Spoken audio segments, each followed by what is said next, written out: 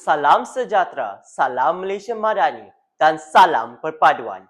Yang berusaha Tuan Pengerusi Majlis, barisan panel hakim yang arif lagi bijaksana, dif-dif kehormat, para guru dan seterusnya hadirin yang hormati sekalian.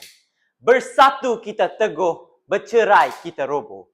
Peribahasa ini bukan sekadar ungkapan indah, malah menjadi peringatan bahawa perpaduan merupakan asas kekuatan sesebuah negara. Persoalannya, apakah yang menjadi tunjang kepada perpaduan rakyat Malaysia yang terdiri daripada pelbagai kaum, agama dan budaya? Jawapannya ialah rukun negara. 5 prinsip yang terkandung dalam rukun negara bukan sekadar lafaz yang diucapkan setiap kali perhimpunan sekolah, tetapi merupakan falsafah kebangsaan yang membentuk identiti rakyat Malaysia. Daripada 5 prinsip tersebut, saya memilih untuk menghuraikan prinsip keluhuran perlembagaan kerana di sinilah terletaknya asas kepada kestabilan, keharmonian dan kemakmuran negara. Hadirin yang dihormati, Perlembagaan Persekutuan ialah undang-undang tertinggi negara. Di dalamnya terkandung hak dan tanggungjawab setiap warga negara. Kedudukan institusi raja perlembagaan, kebebasan beragama, pembahagian kuasa kerajaan serta jaminan keadilan kepada semua rakyat. Keluhuran perlembagaan maksud setiap rakyat wajib menghormati, memahami dan mematuhi perlembagaan tanpa mengira kedudukan atau latar belakang. Tiada sesiapa yang mengatasi perlembagaan. Inilah asas kepada sebuah negara yang aman dan berdaulat. Nama begitu, cabaran hari ini semakin besar. Kita hidup dalam era digital yang membolehkan maklumat disebarkan dalam sekelip mata. Malangnya terdapat segelintir masyarakat yang mudah mempercayai berita palsu, menyebarkan fitnah, menghina institusi negara dan mengeluarkan kenyataan yang palsu. Berbau kebencian tanpa menyelidik kebenarannya, sikap seperti ini bukan sahaja melanggar nilai murni, malah boleh menggugat keharmonian negara. Sidang hadirin sekalian, keluhuran perlembagaan tidak mampu berdiri sendiri. Prinsip ini saling berkait dengan 4 prinsip rukun negara yang lain. Yang pertama, kepercayaan kepada Tuhan. Mendidik kita menjadi insan yang berakhlak, jujur dan bertanggungjawab. Individu yang benar-benar menghayati ajaran agama pasti akan menghormati hak orang lain dan menjauhi perbuatan yang boleh memecah belahkan masyarakatnya. Kesetiaan kepada raja dan negara pula mengajar kita agar menghormati institusi raja berperlembagaan yang menjadi lambang perpaduan negara. Kesetiaan bukan hanya diukur melalui kata-kata, tetapi melalui tindakan pertahanan keamanan, memelihara keharmonian dan mengutamakan kepentingan negara. Yang ketiga, prinsip kedaulatan undang-undang memastikan setiap individu dilayan secara adil tanpa mengira pangkat atau kedudukan.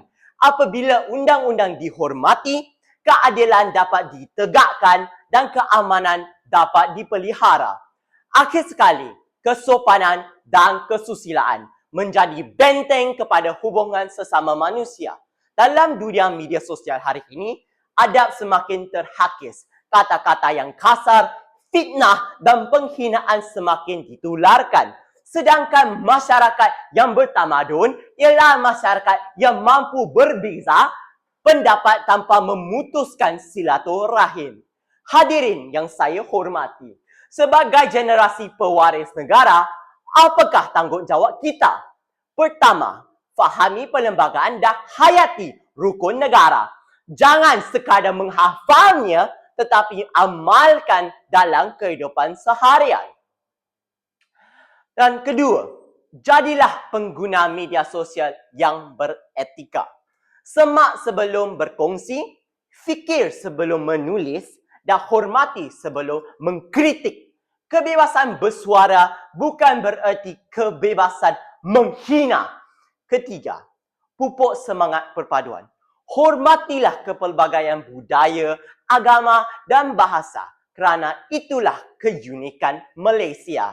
Perbezaan bukan alasan untuk berpecah, sebaliknya peluang untuk saling memahami. Keempat, patuhi undang-undang dan amalkan integriti. Negara yang maju bukan hanya diukur melalui bangunan pecar langit, tetapi melalui rakyat berdisiplin, berakhlak dan bertanggungjawab. Hadirin sekalian, Tunku Abdul Rahman pernah menyatakan bahawa kekuatan sesebuah negara terletak pada perpaduan rakyatnya. Perpaduan pula tidak akan dapat dipertahankan tanpa menghormati perlembagaan sebagai undang-undang tertinggi negara. Marilah kita menjadikan rukun negara sebagai panduan hidup, bukan sekadar lafaz di bibir.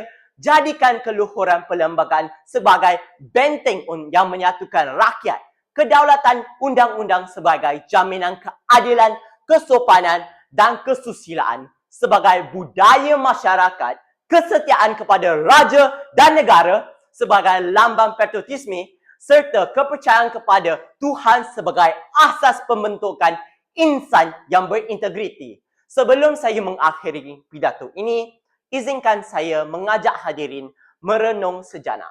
Jika kita ingin mewariskan sebuah Malaysia yang aman, jangan hanya membaca perlembagaan, fahamilah maknanya. Jangan hanya melafazkan rukun negara, hayatilah semangatnya. Dan jangan hanya mencintai negara.